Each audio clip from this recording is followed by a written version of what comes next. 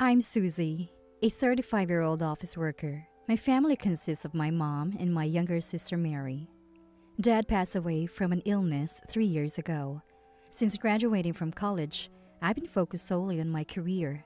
And before I knew it, I reached this age. During this time, many of my colleagues got married. And to be honest, I felt a bit anxious. I even went to parties when invited but never met the right person. I thought, who would want to be with someone as uninteresting as me? In fact, at one of these parties, a man said something along those lines to me, so I decided there was no need to force myself to find a partner. But Mom didn't understand this mindset. Susie, when are you going to get married? You're well past 30 now. Don't just focus on work. Think about your own happiness too. I know, Mom, but I'm busy with work, and I don't have time for this. Please, don't call me about this anymore.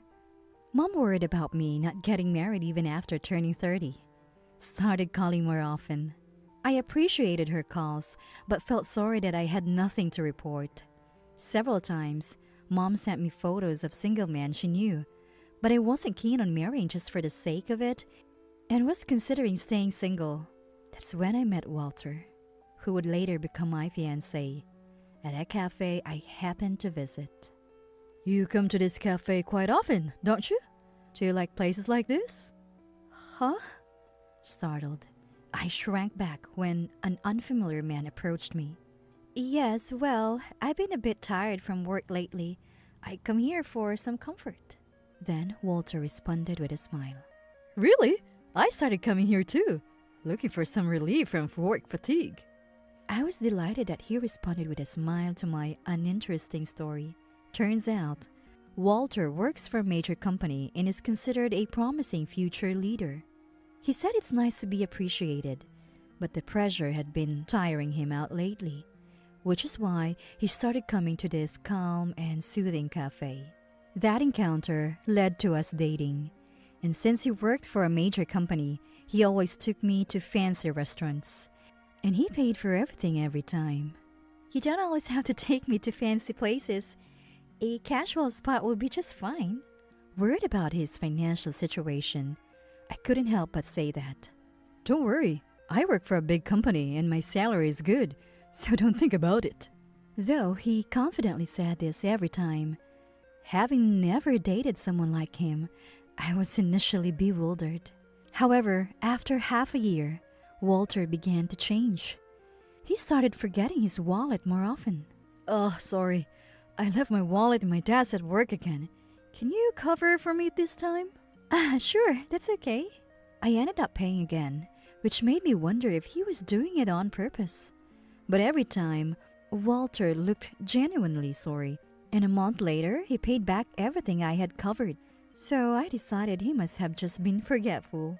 After 2 years of dating, we decided to get married. There was so much to do, like choosing the venue and the guest list. I had already told my family about the wedding, and Mom cried tears of joy. When I mentioned the family meeting, my sister Mary said she wouldn't attend. Her reason was that she wasn't interested in my fiancé. He's your fiancé, right? I bet he's just another dull, unremarkable guy. I don't want to waste my precious time on someone like that. That's what she said. Mom was more upset about this comment than I was. What are you saying? Your sister is getting married. It's only natural for family to attend a family meeting. Eventually, Mom persuaded her, and Mary reluctantly agreed to attend. At that time, I had no idea that this family meeting would drastically change the course of our lives. The meeting was set to take place in a suite of a fancy hotel recommended by my boss. Having never been in such a luxurious hotel, I was nervous just being there. While being shown to the room by the staff, his parents hadn't arrived yet. Mom was excitedly waiting, but as usual, Mary looked bored, fiddling with her phone and even yawning loudly. As we were waiting and sipping on drinks, he and his parents walked in. Sorry we're late. We got caught in traffic, which delayed our arrival. The moment he entered the room, Mary, who had been idly playing with her phone, completely changed her demeanor. No way! Is that really my sister's fiancé? He's so handsome. Why didn't you tell me sooner? Her eyes sparkled as she looked at Walter. Nice to meet you. I'm Mary, her sister. Thank you for always taking care of my sister. She approached Walter and greeted him in a sweet tone. Mary, don't be rude.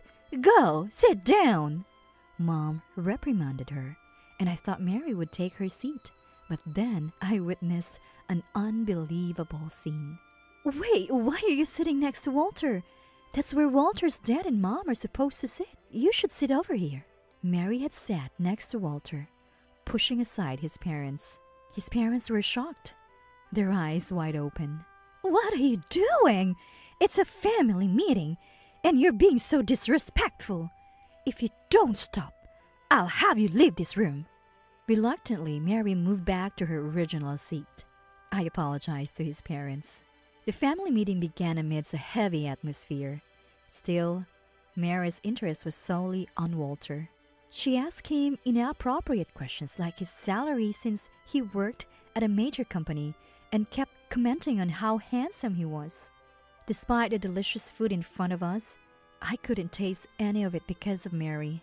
Every time Mary asked something inappropriate, I apologized to his parents repeatedly. Such exchanges happened repeatedly. Honestly, I feared the engagement might be called off. But as we were leaving, his parents said they looked forward to our future together, which relieved me. Mary, what were you thinking? Because of you, we were terribly embarrassed at the family meeting.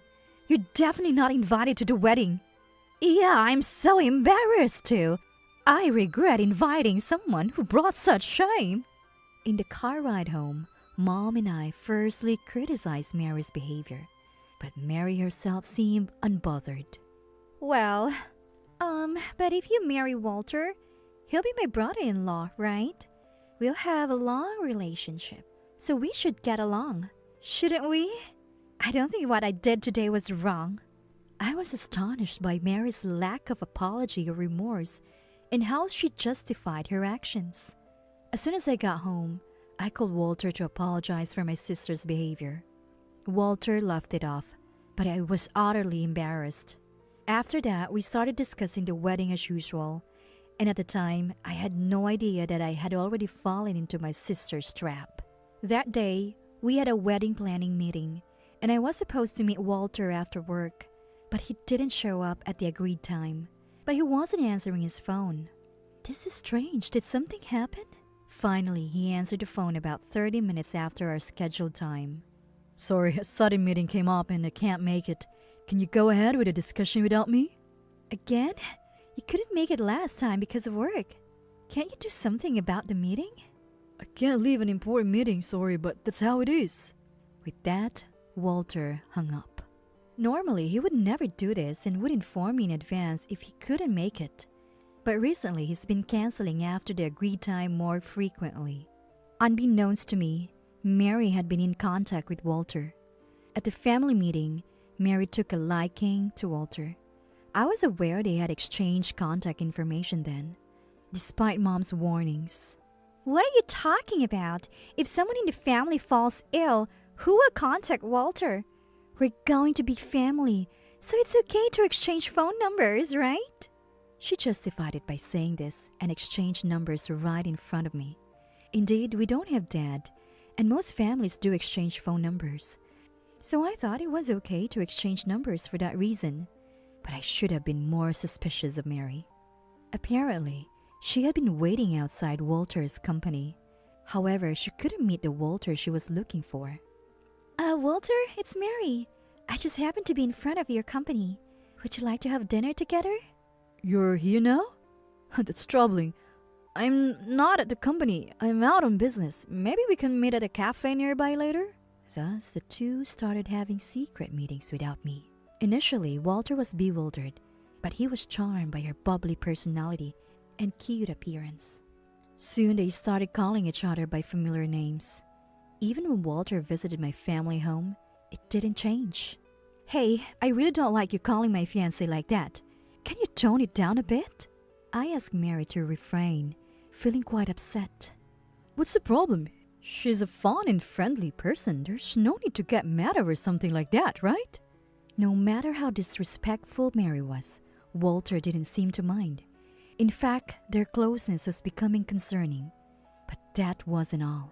During one of our meetings, Walter suddenly asked me, "Hey, I want to ask you something." What do you want to know? "What kind of job does Mary have? And what about her annual income and savings?"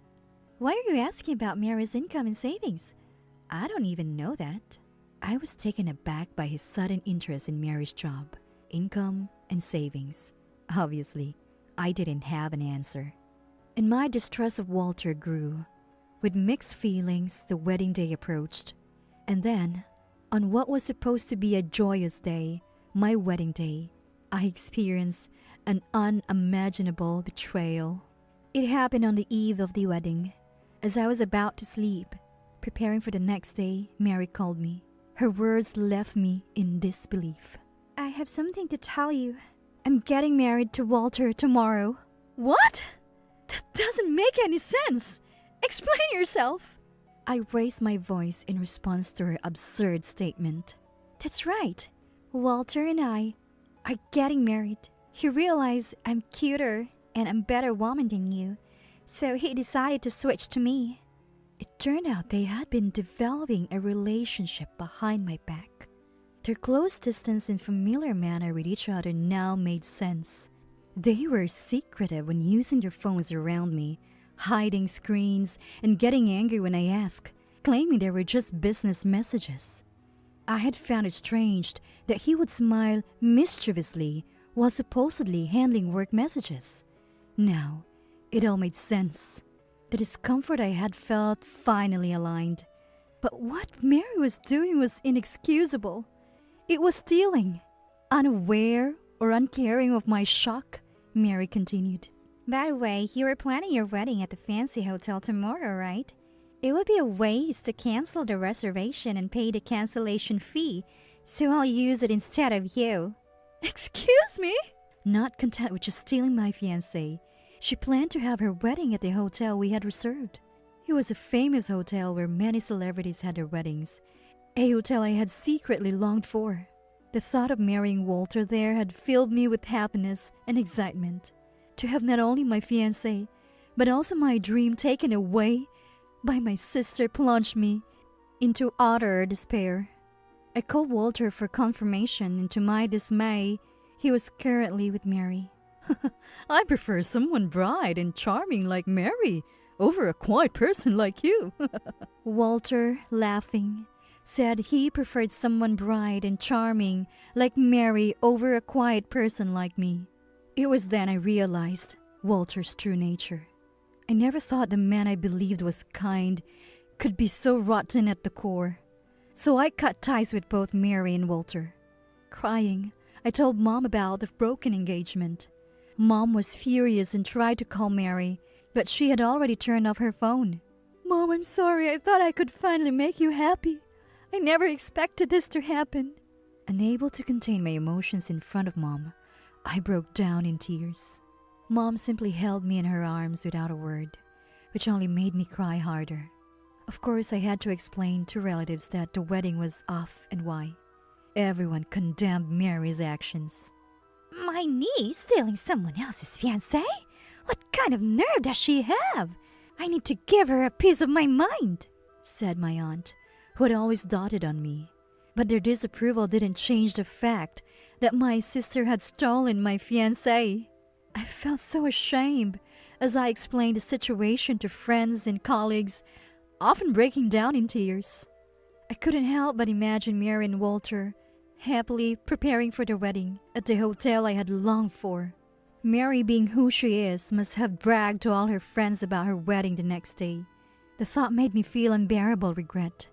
On the actual day of the wedding, I imagined them surrounded by friends, celebrating happily. But then on the day of the wedding, an unexpected punishment befell my sister. What's going on, big sister? Mary called during the time the ceremony was supposed to be happening. "Why are you calling me? Don't ever contact me again," I said, about to hang up. But then Mary revealed something shocking. When I got to the venue, not a single guest was there, and I can't reach Walter at all. What's happening? No guests had shown up at the venue. Isn't that your fault? You probably bragged to your friends and told them to definitely come, right? Yes, I did brag to them all yesterday, saying they must come, but not a single person showed up. Bragging like that? Maybe that's why no one came. And who invites guests the day before the wedding? Normally you send invitations and get confirmations. And more importantly, Walter. I thought he worked for a major company, but it turns out he's a fraudster. Excuse me? I was shocked when I heard this. Walter had always claimed to be an employee of a major company with a promising future. And now, a fraudster? He had taken the money Mary gave for the wedding expenses and disappeared. I learned that he had done the same to several other women. He had been borrowing money from many women under various false pretenses, like needing funds for a new business or his mother's care. Each victim was swindled out of around $20,000, and they filed police reports against him. The truth about him being a fraudster was revealed on the wedding day when several of his victims unexpectedly showed up at the venue. They demanded compensation for their mental anguish and repayment of their lost money. That's when Mary found out Walter was a fraudster. I remember him asking me for money too. He said he might be going overseas for work and needed money for furniture, but I didn't lend him any because I didn't have much savings at the time. When he approached me, he talked about going independent and moving abroad. He asked for $20,000 for initial expenses. So the other victims were told similar stories and lent him money. He always used sweet words, promising a life free of financial worries after marriage to gain their trust and borrow money. The money he had been using on me was probably extracted from these women. He must have been sweet-talking women like that, getting them to support him financially. Hearing this, I was relieved that I didn't lend him any money when he asked. The police came to the wedding venue and he was arrested for fraud. What about my wedding? Mary complained, upset that her wedding was ruined. What can I say? You stole the man I was going to marry, and it turns out he was a fraudster. I'm actually relieved I didn't marry him. Thanks for taking him off my hands. Just yesterday, I was devastated by Mary stealing my fiancé. But today, I feel grateful she did.